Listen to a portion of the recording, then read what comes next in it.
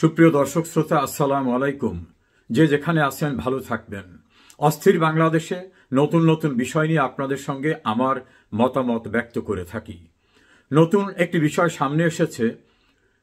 আইন শৃঙ্খলা রক্ষার দায়িত্বপ্রাপ্ত সবচেয়ে বড় যে বাহিনীটি, বাংলাদেশ পুলিশ বাহিনী। ইউনূসের নেতৃত্বাধীন এই অবৈধ দখলদার সরকার কি এই পুলিশ বাহিনীকে সম্পূর্ণরূপে বিলুপ্ত করতে চান? এমন প্রশ্ন দানা বেঁধে উঠেছে পুলিশের মধ্যে। সুযোগ সুবিধা লাভ করা, অর্থলিপ্সু সীমিত সংখ্যক পুলিশ সদস্য ছাড়া অধিকাংশ পুলিশ কর্মকর্তা এবং সদস্যরা মনে করেন এই সরকার পুলিশের উপর বিশ্বাস করে না, পুলিশের উপর তাদের আস্থা নাই, এজন্য পুলিশকে তারা বিলুপ্ত করে দিতে চাচ্ছে। যে কোনো একটা অজুহাতে তারা পুলিশ বাহিনীকেই বিলুপ্ত করে দিতে পারে। এভাবেই তারা সংশয়ের কথা প্রকাশ করেছেন। একজন অতিরিক্ত ইন্সপেক্টর জেনারেল অব পুলিশ রিটায়ারমেন্টে গেছেন এবং দুইজন ডিআইজি র্যাঙ্কের রিটায়ার্ড অফিসারদের সঙ্গে কথা হয়েছে। তাদের পর্যালোচনায় এই সরকার কোনোভাবেই পুলিশের উপরে আর আস্থা রাখতে পারছেন না। 3,65,000 মানুষকে গ্রেপ্তার করার পরেও পুলিশকে তারা আস্থায় নিতে পারছেন না এবং তাদের হিসাব অনুযায়ী বাংলাদেশের ইতিহাসে কোনোদিন এত স্বল্প সময়ে রাজনৈতিক কারণে 3.5 লাখের ঊর্ধ্বে মানুষকে গ্রেপ্তার করার রেকর্ড নেই। আওয়ামী লীগ, বিএনপি, জাতীয় পার্টি ক্ষমতায় থাকা অবস্থায় রাজনৈতিক কারণে অনেক গ্রেপ্তার হয়েছে, গণগ্রেপ্তারের অভিযোগও ছিল, কিন্তু এত সংখ্যক লোক এত স্বল্প সময়ে গ্রেপ্তারের রেকর্ড অতীতের কোন সরকারে নাই, যেটা বর্তমান সরকার করেছে। এতদ সত্ত্বেও এই সরকার কোনোভাবে পুলিশের উপর আর আস্থা রাখতে পারছেন না। সে কারণে পুলিশের আইজিপি পদে অবসরপ্রাপ্ত ব্যক্তিদের এনে বসানো হচ্ছে। তার কাজে সন্তুষ্ট না হলে আরেকজন অবসরপ্রাপ্তকে এনে বসানো হচ্ছে।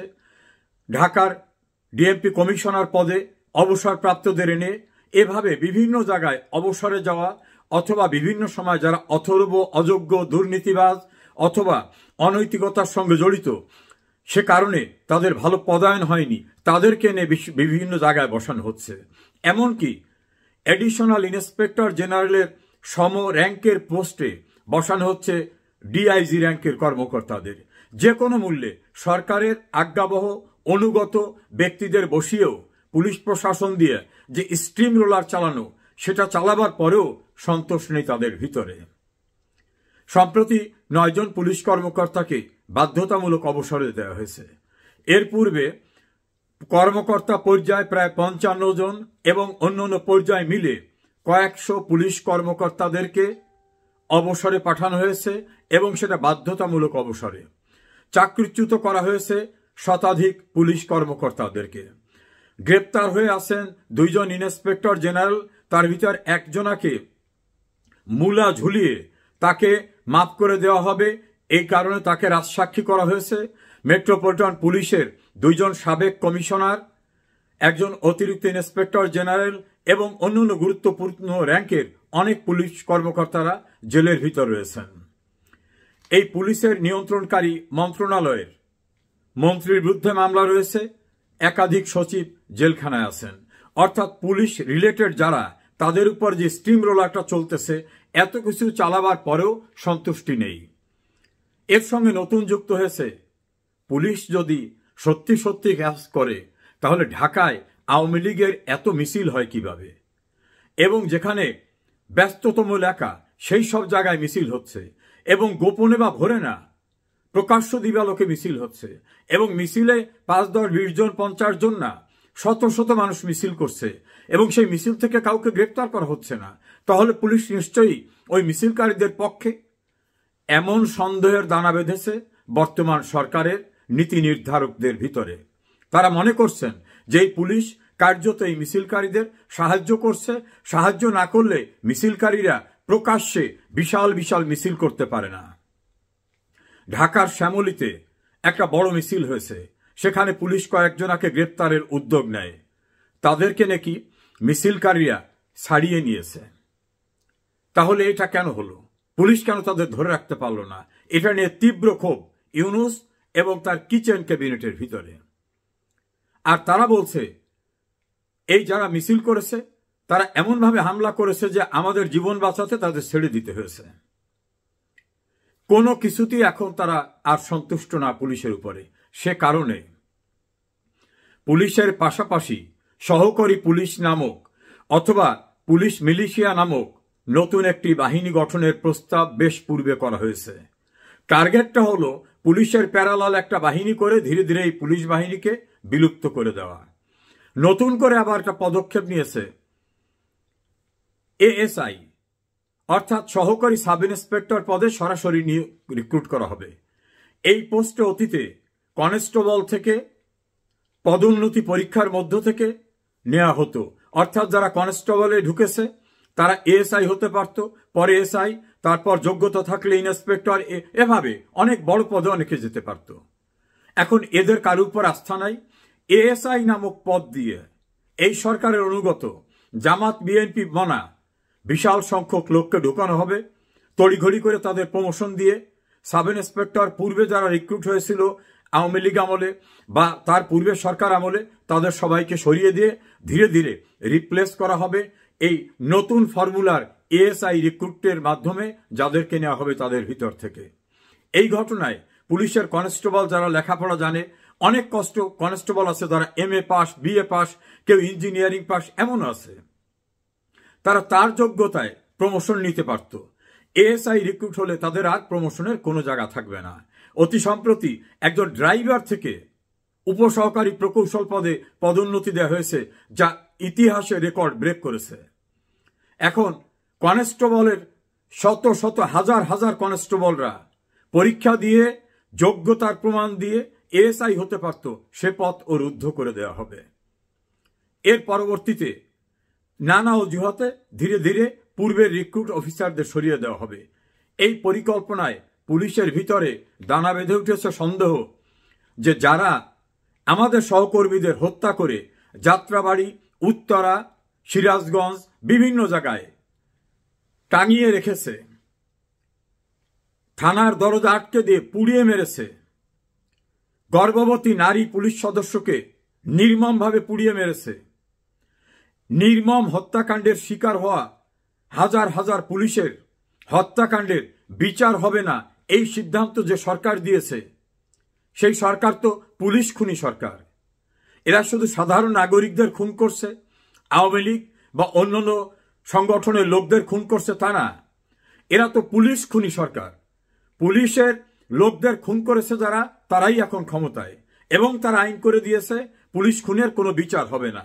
তাহলে পুলিশ খুনি যে সরকার, তাদের স্বার্থ সিদ্ধির জন্য প্রায় 3.5 লক্ষ লোককে গ্রেপ্তার করে দেওয়ার পরেও পুলিশের উপর তারা আস্থা রাখতে পারছে না। তারা চাচ্ছে যে কোনো মূল্যে, যে কোনো অজুহাতে এই পুলিশ ডিপার্টমেন্টকে অকার্যকর করে হঠাৎ করে একদিন এটাকে বিলুপ্ত ঘোষণা করে দেওয়া হবে। উদাহরণ হিসাবে তারা ব্যবহার করতে চাচ্ছে যে 75-এর 15 আগস্টের পরে রক্ষী বাহিনীকে বিলুপ্ত করা হয়েছিল, বিডিআর ঘটনার পরে, বিডিআর হত্যাকাণ্ডের পরে বিডিআরকে বিলুপ্ত করা হয়েছিল। এই পুলিশের উপর যেহেতু আস্থা নাই, পুলিশ ডিপার্টমেন্টকে অ্যাবলিস্ট করে দেওয়া হবে। যারা গোল্ডেন হ্যান্ডশেকের মতো রিটায়ারমেন্টে যেতে চাইবে, রিটায়ারমেন্টে দেওয়া হবে। যদি কারোর বিরুদ্ধে কোনো অলিগেশন থেকে থাকে, কোনো অভিযোগ থেকে থাকে, তাদেরকে রিটায়ারমেন্ট বেনিফিটও দেওয়া হবে না। অর্থাৎ আলটিমেটলি পুলিশ ডিপার্টমেন্টকে অ্যাবলিস্ট করার জন্য, এটাকে বিলুপ্ত করার জন্য একটি প্রচেষ্টা সরকার ভিতরে নিয়েছে, এটা পুলিশের সবাই জানতে পেরেছে। এ কারণে যারা ক্ষমতা লিপ্সু অথবা এই সরকার আমলে শনৈ প্রমোশন পেয়েছেন, অথবা যারা কিছু অর্থ লিপ্সু, এইরকম অতি ক্ষুদ্র সংখ্যক একটা মহল ছাড়া সবাই এখন বুঝতে পেরেছে পূর্বের সরকার অর্থাৎ শেখ হাসিনা সরকার পুলিশের চাকরির মেয়াদ বৃদ্ধি করেছিল, তাদের বেতন প্রায় দ্বিগুণ বাড়িয়ে দিয়েছিল, তাদের অন্যান্য সুযোগ সুবিধা দিয়েছিল, তাদেরকে বিদেশে শান্তি রক্ষা মিশনে যাওয়ার ব্যবস্থা করেছিল। সকল সুযোগ সুবিধা দিয়ে পুলিশ ডিপার্টমেন্টকে যেভাবে মর্যাদার জায়গায় নিয়ে গেছিল, অতীতে কেউ নেয়নি। অথচ সেই সরকারের বিরুদ্ধে আমাদেরকে ব্যবহার করা হচ্ছে, আমরা এতভাবে ব্যবহৃত হচ্ছি, তারপরে সরকারের সন্তুষ্টি নেই, তাহলে এই সরকারকে আর সাহায্য করার কি দরকার আছে? কেউ কেউ তো বলছেন মিছিল মিটিং করা মানুষের সাংবিধানিক অধিকার। তো একজন মানুষ মিছিল করবে, অতীতেও তো করেছে, তো মিছিল করলে আমরা তাদেরকে বাধা দেবো কেন? আমার কাছ তো আইন শৃঙ্খলা পরিস্থিতির যাতে অবনতি না হয় সেটা দেখা। তা যদি কেউ আইন শৃঙ্খলা পরিস্থিতির অবনতি না ঘটায়, খুন জখম মারামারি রাহাজানি ধর্ষণ লুটতরাজ ডাকাতি এগুলো না করে, তাহলে একজন মানুষ তার অধিকার নিয়ে রাস্তায় যদি জয় বাংলা বলে, জয় বাংলা তো মুক্তিযুদ্ধের স্লোগান ছিল, দেশ স্বাধীন হয়েছে তো জয় বাংলা বলে, কেউ যদি জয় বাংলা বলে আমরা সেখানে বাধা দেবো কেন? পুলিশ এখন ভেতরে ভেতরে ঘুরে দাঁড়াতে সিদ্ধান্ত নিচ্ছে, আর সরকার চাচ্ছে পুলিশকে বিলুপ্ত করে দিতে।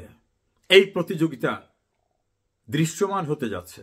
পুলিশ হয়তো একটা সুশৃঙ্খল বাহিনী, প্রকাশ্যে তারা তাদের অভিমত ব্যক্ত করতে পারবে না, কিন্তু তাদের প্রত্যেকটা সদস্যের ভিতরে নতুন করে চাঙ্গা হয়ে উঠেছে যে এই তো সেই সরকার, এই সরকারে যারা আছে এদের নেতৃত্বে এদের সিদ্ধান্তেই তো আমাদের সহকর্মীদের খুন করা হয়েছিল, আমাদের সহকর্মীদেরকে পুড়িয়ে মারা হয়েছিল, আমাদের সহকর্মীদেরকে মেরে উল্টোভাবে টাঙিয়ে রাখা হয়েছিল। এই নির্মম বিভৎস ঘটনা যারা ঘটিয়েছিল তারাই তো এই সরকারে, এবং সে হত্যাকাণ্ডের বিচার করা যাবে না এই সিদ্ধান্ত যারা দিয়েছিল এরা তো সেই সরকার।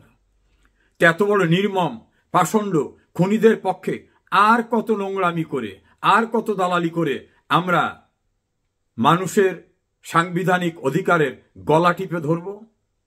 এই পরিস্থিতিতে সীমিত সংখ্যক ছাড়া আর কেউ কোন নাগরিকের ন্যায়সঙ্গত সাংবিধানিক বাকস্বাধীনতা সংগঠনের স্বাধীনতায় বাধা দেওয়ার পক্ষে আর নেই। সেনাবাহিনীর প্রতি তো আস্থাহীনতা ইউনূসের। আর পুলিশ এখন বুঝতে পেরেছে ধীরে ধীরে তাদেরকে নিঃশেষ তারা করতে চাচ্ছে, এবং অতীতে যারা করেছে তাদের পক্ষে থাকা ঠিক হবে না। দেশে যারা সাংবিধানিক অধিকারের জন্য লড়াই করছেন তাদের উদ্দেশ্যে এবং পুলিশের উদ্দেশ্যে আমার প্রাপ্ত তথ্যটা জানালাম। পুলিশ বাহিনীর উদ্দেশ্যে বলবো, আপনাদের কাজ আইন শৃঙ্খলা রক্ষায় নিয়োজিত থাকা, অপরাধ দমনে কাজ করা। কোন মানুষের সাংবিধানিক অধিকার চর্চার ক্ষেত্রে বাধা দেওয়া আপনার দায়িত্বের ভিতরে পড়ে না। এমনকি আপনার ঊর্ধ্বতন কর্মকর্তারাও যদি কোনো অন্যায় আদেশ দেন, সেই অন্যায় আদেশ প্রতিপালন করা আপনাদের দায়িত্ব না। আপনারা কি তাকিয়ে দেখেছেন? শহীদুল হক যখন আইজিপি ছিলেন তখন তো কোঠা বিরোধী আন্দোলন হয়নি। Asaduzzaman Mintu metropolitan police commissioner যখন ছিলেন তখন তো এই আন্দোলন ছিল না। এরকম আপনাদের অনেক কর্মকর্তারা যারা গ্রেপ্তার হয়ে আছেন কারাগারে, তারা কি নিজেরা কিছু করেছেন? তারা দায়িত্বে ছিলেন, রাষ্ট্রীয় দায়িত্বে। তৎকালীন আইন অনুযায়ী সরকারের নির্দেশ পালন করেছেন। সেই সময় যে মব মানুষ খুন করতে চেয়েছে, রাষ্ট্রীয় সম্পদ ধ্বংস করতে চেয়েছে, সেটা রক্ষা করার সাংবিধানিক দায়িত্ব পালন করেছেন আপনারা। নিজের থেকে কোনো অন্যায় অপরাধ কেউ করেনি। আর মানুষের জীবন এবং মানুষের সম্পদ, রাষ্ট্রের সম্পদ রক্ষা করা পুলিশের দায়িত্ব। সেই সম্পদ রক্ষা করতে গিয়ে যদি কোথাও শক্তি প্রয়োগ করতে হয় সেটা বৈধভাবে করেছে, এটা অবৈধ না। অথচ আপনাদের কত সদস্য, কত কর্মকর্তারা মৃত্যুবরণ করেছেন, কারাগারে আছেন এবং চাকরিচ্যুত হচ্ছেন। এই রকম ভাবে জুলুমকারী সরকারের অন্যায় আদেশ কিন্তু আপনারা মানতে বাধ্য না। আইনসঙ্গতভাবেই আপনারা মানতে বাধ্য না। বিদ্রোহ করার দরকার নাই। কোনো অন্যায় আদেশ আপনারা মানবেন না। মনে রাখবেন, আপনাদের যারা খুন করেছে, আপনার স্বজনদের যারা খুনের বিচারের পথ বন্ধ করে দিয়েছে, আপনাদের সহকর্মীদের যারা কারাগারে আটকে রেখেছে, চাকরিচ্যুত করছে, ধীরে ধীরে আপনাদের সবাইকে বিদায় করবে। কাজে কোনো অন্যায় আদেশ প্রতিপালন করে জনগণের বিরাগ ভাজন হবেন না। চিরদিন একই রকম থাকে না। এই অবৈধ সরকারের পায়ের নিচে মাটি নেই। দেশে, দেশের বাইরে কোথাও তারা র্যাব, পুলিশ, আর্মি, বিজিবি, সোয়াত বাহিনী, কুকুর বাহিনী ছাড়া বের হতে পারছে না। বুঝছেন না? তীব্র ক্ষোভ ব্রিটেনের রাজধানী লন্ডনে নজিরবিহীন জনসমাবেশ হয়েছে প্রবাসী বাঙালিদের। আমেরিকায় গেলে এই ইউনূস বাহিনীকে ধাওয়া খায়, লন্ডনে আসলে এখানে প্রধানমন্ত্রী তার সঙ্গে দেখা করে না। লন্ডনে তার উপদেষ্টা আসছে, নাজেহাল হয়েছে, দেশের ভিতরে কোথাও বের হতে পারে না।